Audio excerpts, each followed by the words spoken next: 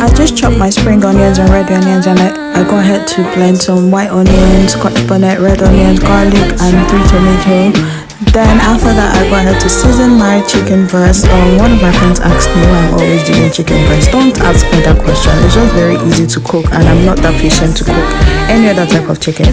Anyway, so I'm just going to saute my onions and spring onions, and then add the chicken breast. Like I said, it's very easy to cook. All I have to do is stir fry, and it's done. Then I'll go ahead to add my pepper mix. Then I just noticed I didn't like the color, so I just added red bell pepper again and blended that, and added a bright red color. That's what we want to achieve. So I just left it on high heat, and was this high heat? I think it was high heat.